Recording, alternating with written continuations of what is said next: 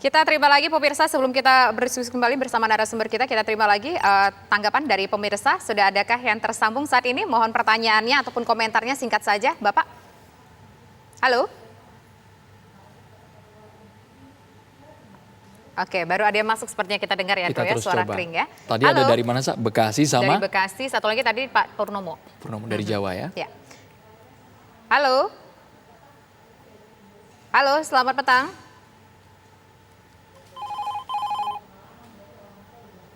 Halo, selamat petang. Selamat petang. Iya, dengan Bapak siapa? Dengan dari mana Bapak? Pak Bagong Margono dari Klaten. Oke, silakan Pak Bagong. Oke. Setelah saya melihat TV One sore ini, saya betul-betul heran dengan sistem politik di Indonesia. Mestinya calon presiden itu otomatis seorang pemimpin partai. Jadi dari awal 5 tahun ke depan itu sudah tahu persis calon presidennya itu ketua partai. Misalnya Golkar bergabung dengan PKB. 5 tahun sebelumnya sudah tahu calonnya presiden nanti misalnya dari ketua Golkar, wakilnya dari PKB. Nah, sistem politik seperti ini orang kebingungan. Padahal sebuah partai itu mempunyai tujuan mencari kekuasaan. Kalau sistemnya seperti ini berarti ketua partai yang berpikir menjadi kekuasaan itu diberikan orang lain yang visi misinya partai itu tidak jelas. Jadi mestinya seperti itu, tidak seperti ini. Jadi ketua partai kebingungan, calon partai dari luar ini nggak jelas. Terima kasih banyak Pak Bagong langsung dari Klaten, Jawa Tengah. Harapan saya seperti ini. Baik. Terima kasih Pak Bagong sudah bergabung di Kabar Petang. Selanjutnya kami akan sapa lagi Anda yang sudah tersambung di Kabar Petang. Halo, selamat petang. Halo Bapak. Halo Bapak atau Ibu, apakah sudah tersambung? Tampaknya terputus. Memang beragam ya, komentar masyarakat memang beragam, ada yang menyarankan nama baru. Tapi kita boleh ke Mas Hanta. Mas, kalau memang format saat ini bisa dikatakan masih asumsi dan istilahnya cocokologi, masih sangat cair. Apakah mungkin ke depan akan berubah lagi ini Mas, pasangan-pasangan ini? Iya. Iya, ada dua ya. Ada tahapan kandidasi, pencalonan, dan pemenangan pemilu nanti. Nah, dua ini berbeda. Yang menguasai kandidasi adalah para figur-figur veto player partai, ketua umum partai yang memiliki tiket partai. Sementara elektabilitas mereka dalam survei-survei yang kita baca itu tidak begitu kuat. Di sisi yang lain ada nama seperti Anies Baswedan, kemudian Ganjar Pranowo yang dalam struktur partai, struktur kekuasaan partai mereka bukan siapa-siapa, tetapi elektabilitasnya tinggi. Jadi ada tersimpang. Itulah yang menyebabkan politik ini masih dinamis. Apakah ada dua kemungkinan Mas Andrew? Apakah skenario partai, elit partai nanti yang menentukan? Kalau skenario itu berhasil dilakukan, maka para ketua umum partai yang maju. Nanti orang-orang seperti Anies dan Ganjar mungkin gagal maju. Atau seperti pola 2014-2019 atau 2024 bahkan 2000 era Pak SBY itu ditentukan oleh faktor elektabilitas, peluang, kalkulasi kemenangan. Partai politik, pemilik kapital, elit, para kingmaker itu berkiblat tanda petik pada figur-figur yang berpotensi menang. Kalau berpotensi menang, maka figur-figur seperti Anies dan Ganjar itu sangat menentukan nanti dalam pertarungannya. Nah, kalau polanya tidak berubah, adalah tidak ada kejutan, misalnya ada figur-figur ini, mereka tidak turun, tidak drop elektabilitasnya, maka Anies, Ganjar dan sebagainya akan maju menjadi calon. Nah, antara 3 dan 2, saya punya analisis dari versi saya poltreking, ada kemungkinan 2 atau 3. Nama-nama ini memang menarik ya, Ganjar sama Erick Thohir mungkin akan didukung oleh Pak Jokowi dan sebagainya. Saya mengistilahkan nama ini ada nama-nama primadona yang paling realistis hari ini. Tapi siapa pemenangnya, 3 putaran dan 2 putaran kalau saya menggunakan analisa ini berbeda. Kalau 2 putaran atau 1 putaran, kalau 3 poros, kemungkinan 3 poros ini kita akan melihat pola pilkada DKI. Oke, baik. Jadi Ganjar Pranowo Kita itu tahan akan dulu. menjadi seperti Pak Ahok. Berpotensi dia menang di putaran pertama, Anies akan menjadi Aniesnya, kemudian Prabowo akan menjadi AHY.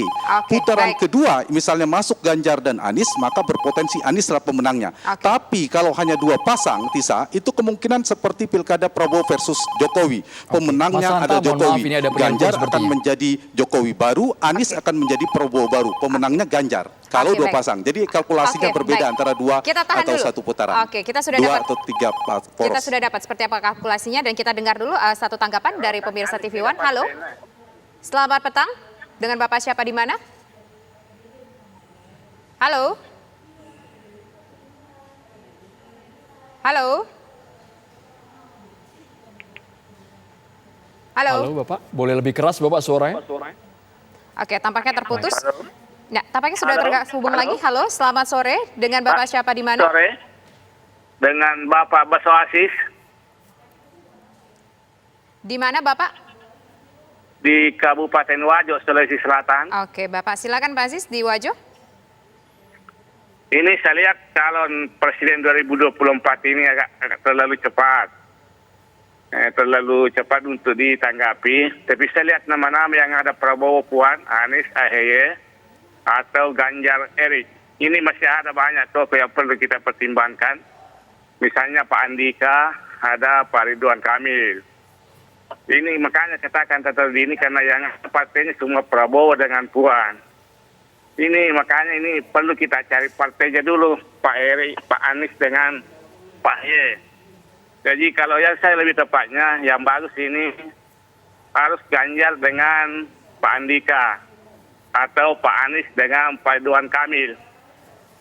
Itulah barangkali yang cocok untuk maju, untuk bagaimana melihat kesejahteraan untuk di Indonesia, Pak. Itulah barangkali tanggapan saya. Baik, terima kasih Bapak langsung dari Wajo. Prof Karim, kalau lihat nama-nama yang sekarang kan memang masih sangat dinamis. Tapi kalau menurut Prof Karim sendiri, mereka ini memang lebih cocoknya bersanding atau tetap bersaing ke depannya dengan format seperti ini? Ya sebenarnya dalam politik kan bersanding dan bersaing bedanya tipis ya. Nah kata kuncinya saya bilang tadi, karena ini di kita itu ada dilema antara strukturalisme dengan kultur gitu sebutlah begitu ya. Yang menguasai partai tapi tidak menguasai pasar. Ada yang menguasai pasar hari ini tapi tidak menguasai partai. Oleh karena itu saya konsisten, pertanyaannya apakah hanya ingin mengikuti Pilpres atau memenangkan Pilpres. Itu jawaban yang akan menentukan pola koalisi sekaligus juga akan menunjukkan bagaimana kearifan, kecermatan, intuisi politik orang-orang yang dinisbatkan sebagai penentu keputusan di partai itu.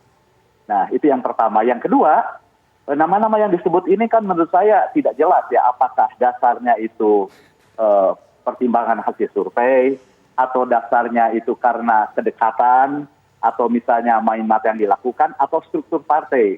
Kalau struktur partai jelas tidak ya. Sebab sekali lagi yang secara normatif dimungkinkan itu ya hanya Prabowo Puan meskipun secara personal kan misalnya kalaupun Gerindra dan PDIP berkoalisi dan aman gitu dari sisi presidensial threshold, tetapi kan figurnya belum tentu ini karena kita tahu di PDIP banyak sekali calon, banyak sekali yang merasa mampu dan mau dan ingin sekaligus, tetapi kan pilihan untuk menentukan satu di antaranya tidak akan mudah karena tampaknya antara perspektif struktural partai atau pendekatan strukturalisme dan perspektif massa itu tampaknya berbeda seperti yang kita dengar dari penanya terakhir kan gitu ya.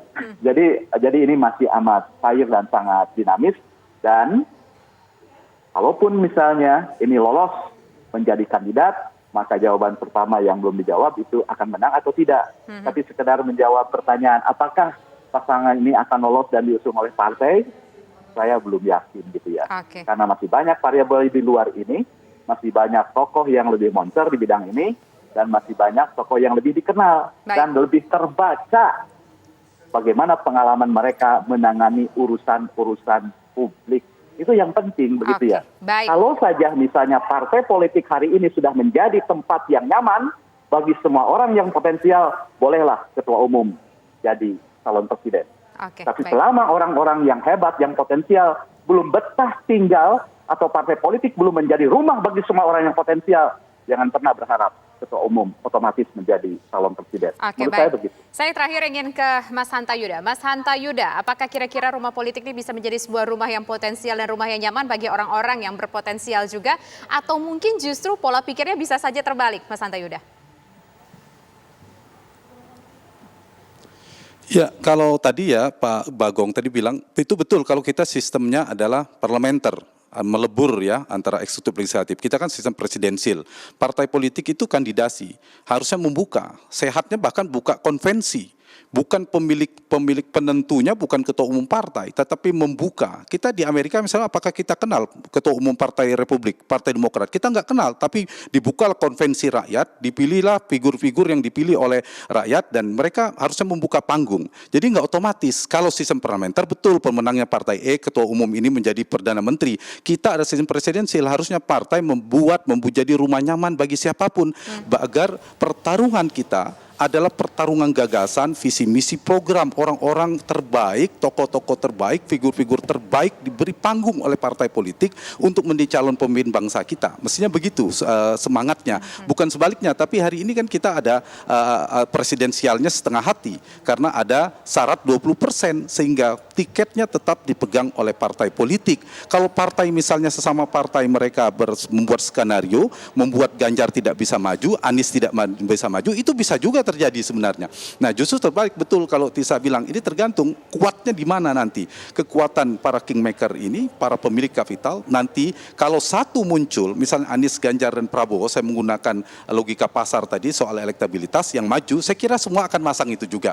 Tapi kalau yang keluar adalah para ketua umum partai, nanti yang bertarung para ketua umum partai juga semuanya. Ini polanya tergantung nanti, termasuk nanti menjadi 3 poros kah, 2 pasang kah, itu akan menentukan, karena pertarungan itu kemampuan kita menentukan siapa lawan kita itu menentukan kemenangan. Itu sama juga dengan skenario 2019 yang lalu. Kenapa Pak Jokowi menang juga karena lawannya Pak Prabowo, kan salah satu faktornya. Nah, ini juga yang saya maksud kalau kemudian 3 pasang tadi terjadi. Tapi bisa jadi polanya kemudian Ganjar berhadapan dengan Anies Baswedan. Baik. Kalau kemudian kingmaker dan queenmaker Ibu Mega dan Pak Jokowi bersatu nih, katakanlah PDIP akhirnya bergabung bersama Ganjar misalnya, maka kemungkinan Anies di seberangnya akan didukung.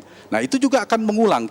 Saya berharap kita tidak mengulang 2 blok politik yang kontraksi politiknya sangat keras sekali, dan harapannya partai-partai itu menghadirkan calon-calon terbaik untuk kita pilih nantinya, tetapi juga melibatkan rakyat. Kita ini Oke, kan Mas Hanta. tidak dilibatkan sama sekali rakyat dalam proses kandidasi pencalonan. Kita hanya dilibatkan dalam election, pemilihan. Kita hanya datang ke bilik suara yang wajahnya, nomor urutnya sudah ditentukan. Harusnya juga partai membuka ruang demokrasi dan demokratisasi dalam proses kandidasi pencalonan di partai politik. Itu harapan saya, sehingga Baik. kita rakyat juga terlibat dalam proses seleksi kepemimpinan di internal partai. Terima kasih Sehingga banyak Mas ingin Hanta partai Yuda. juga bisa tidak seperti sekarang ini semuanya ditentukan oleh partai politik. Baik, terima kasih Mas Hanta dan juga Prof. Karim serta pemirsa yang tadi sudah interaktif bersama kami di Kabar Petang memberikan komentarnya.